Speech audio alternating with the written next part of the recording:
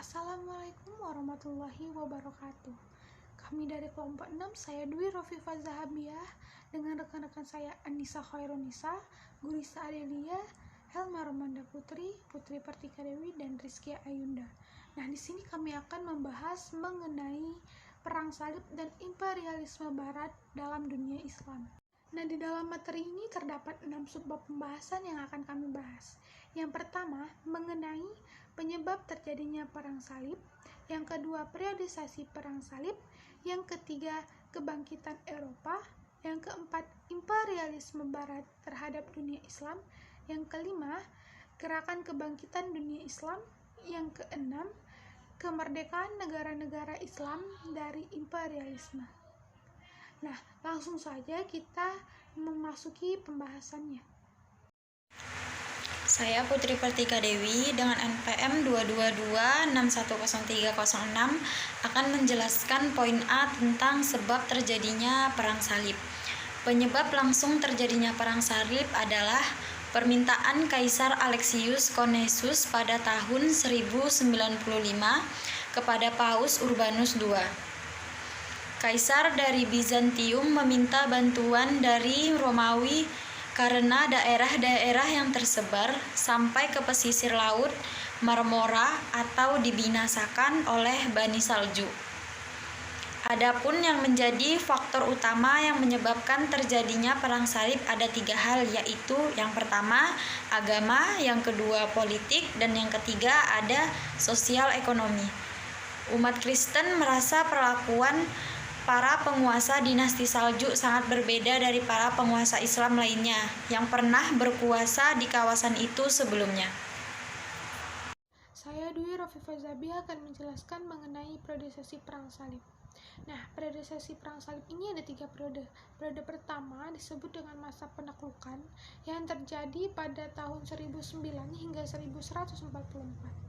Nah, pada periode ini terjadinya kerjasama antara Alexius I dan Paus Urbanus II yang membangkitkan kembali semangat umat Kristen. Nah, Hasan Ibrahim menggambarkan gerakan ini sebagai gerakan rakyat jelata yang tanpa pengalaman perang, tidak disiplin, atau tanpa persiapan, yang dipimpin oleh Pierre Hermite. Nah, selanjutnya periode pertama ini dipimpin oleh Godfrey of Bouillon, yang dimana pada masa ini mereka berhasil menduduki kota Palestina yakni Yerusalem pada tanggal 7 Juli 1099. Selanjutnya periode yang kedua yakni yang disebut juga dengan periode reaksi umat Islam pada tahun 1144 hingga 1192, yang dimana jatuhnya sebagian wilayah Islam ke tangan kaum salib yang membangkitkan kaum muslimin untuk menghimpun kekuatan untuk melawan kaum salib. Nah, di bawah komando Imaduddin Zangi, yakni gubernur Mosul, umat muslim bergerak maju membendung serangan kaum salib. Bahkan, umat muslim berhasil merebut kembali Aleppo, Edessa. Setelah Imaduddin Zangi wafat pada tahun 1146, posisinya digantikan oleh anaknya yang bernama Nuruddin Zangi. Ia meneruskan cita-cita ayahnya yang ingin membebaskan negara-negara Islam di timur dari cengkraman kaum salib. Selanjutnya, periode yang ketiga yakni masa perang saudara kecil-kecilan hingga tahun 1291 Masehi. Nah, pada periode ini pula termasuk juga periode kehancuran pasukan salib yang mana disebabkan oleh ambisi politik yang ingin memperoleh kekuasaan dan segala sesuatu yang bersifat materialistik daripada motivasi agama. Dalam periode ini pula muncul pahlawan wanita dari kalangan kaum muslimin yang gagah berani, yaitu Syaja'ad-Dur. Ia berhasil menghancurkan pasukan Raja Louis IX dari Prancis dan juga sekaligus menangkap raja tersebut. Saya Helma Romanda Putri akan melanjutkan mengenai kebangkitan Eropa. Renaissance berasal dari bahasa Latin yang memiliki arti kelahiran kembali. Maksudnya adalah kembalinya pengaruh seni dan budaya Yunani dan Romawi kuno dengan meluruhkan pengaruh gereja dalam kehidupan sosial di masyarakat. Munculnya zaman ini menjadi tonggak kebangkitan peradaban modern di Eropa. Gerakan pada zaman ini dimulai pada abad ke-14 di Italia yang kemudian menyebar ke seluruh Eropa. Bukan hal yang aneh memang pasalnya Italia menjadi sebuah kota perdagangan yang kaya, sehingga mereka mampu membiayai para pemikir dan seniman untuk menggali pemikiran-pemikiran baru. Selain itu, beragam peninggalan Romawi dan Yunani juga sangat mudah dijumpai di negara ini. D. Imperialisme Barat terhadap dunia Islam. Kelemahan dan kemunduran dunia Islam dimanfaatkan oleh bangsa-bangsa Barat untuk bangkit dan bergerak menuju ke arah negara-negara Islam serta menguasai dan menjajahnya. Motivasi mereka datang ke negara-negara Islam adalah motivasi ekonomi, politik, dan agama. Hal tersebut dapat terlihat dari cara-cara mereka datang untuk pertama kali ke negara-negara Islam. Pada saat yang sama, Islam sedang terus dilanda kemunduran dan kelemahan dalam berbagai bidang, sehingga negara-negara Islam tidak mampu bersaing dengan bangsa Barat yang didukung oleh kekuatan politik militer yang tangguh. Saat itulah dunia Islam berada dalam kekuasaan hukum imperialisme Barat.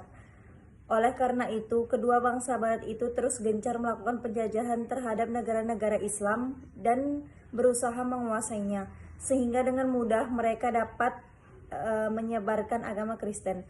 Kondisi seperti ini didukung oleh semangat balas dendam yang disebut Reconquista, yaitu semangat balas dendam bangsa-bangsa Barat terhadap Islam yang dulu pernah menjajah mereka. Satu demi satu, negara-negara Islam akhirnya jatuh ke dalam genggaman penjajahan bangsa-bangsa Barat. Hanya beberapa negara yang tidak dijajah oleh bangsa Barat seperti kerajaan Turki, Utsmani, dan Arab. Islam. Kebangkitan Islam merupakan fenomena sejarah nasional yang menumbuhkan kembali semangat iman, stagnasi pemikiran dan fikih, serta gerakan atau harakah dan jihad. Kebangkitan ini juga membawa ujian-ujian bagi umat Islam, sehingga mendorong mereka mencari sebab-sebab kejatuhan dan kehinaan yang menimpa. Beranjak dari kesadaran ini, mereka menemukan kesadaran baru, yaitu menghidupkan iman, mengaktifkan pemikiran, dan mengairahkan gerakan Islam. Kebangkitan ini merupakan fase kesadaran baru yang sedang marak di dunia Arab. Islam pasca fase kehinaan akibat kolonialisme.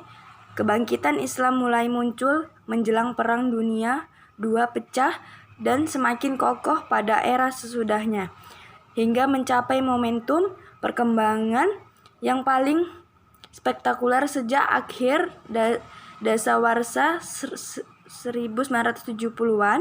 Kebangkitan ini semakin mengakar dalam organisasi-organisasi dalam yang membawa kesadaran baru. Berdirilah misi-misi Islam yang mengembalikan kepercayaan mengenai kebenaran Islam dan kebesaran sejarahnya. Fenomena sosial yang luas dan kesadaran membaja untuk memisahkan diri dari gaya hidup Eropa dan kembali ke pangkuan Islam yang mendorong umat untuk menerapkan nilai-nilai Islam dalam realitas kehidupan.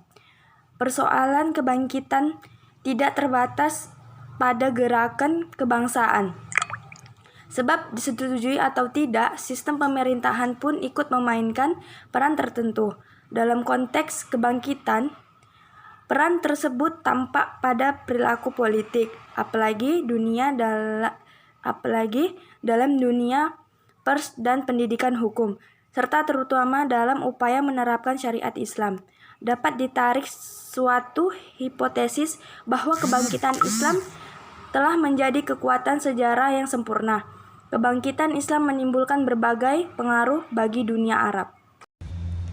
Baiklah, saya Kurisa Adelia akan melanjutkan materi tentang kemerdekaan negara-negara Islam dari imperialisme.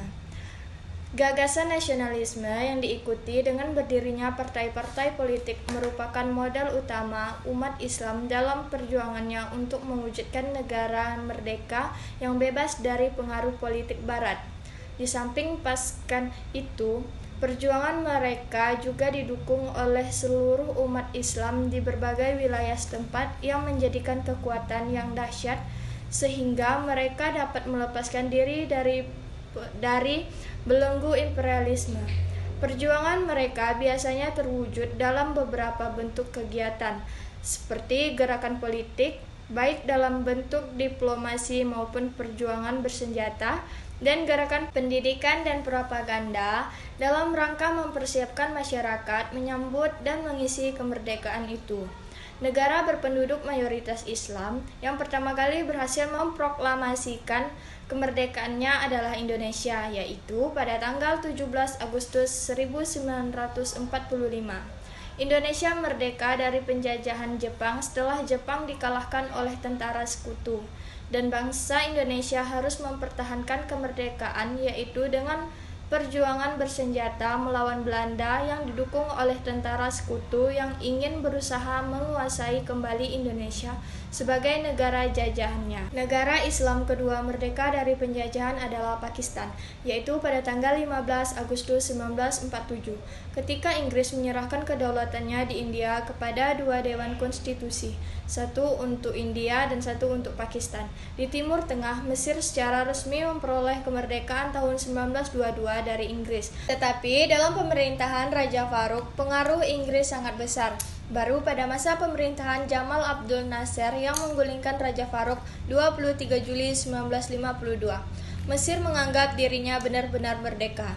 Sama dengan Mesir, Irak merdeka secara formal pada tahun 1932, tetapi rakyatnya baru merasakan benar-benar merdeka pada tahun 1958. Sebelum itu, negara-negara sekitar Irak telah mengumumkan kemerdekaannya seperti Syria, Jordania, Sudan, dan Maroko tahun 1956 Masehi. Aljazair tahun 1962, semuanya membebaskan diri dari Prancis. Sekian dari kami, salah dan kurang kami mohon maaf. Wabillahi taufiq wal hidayah. Wassalamualaikum warahmatullahi wabarakatuh.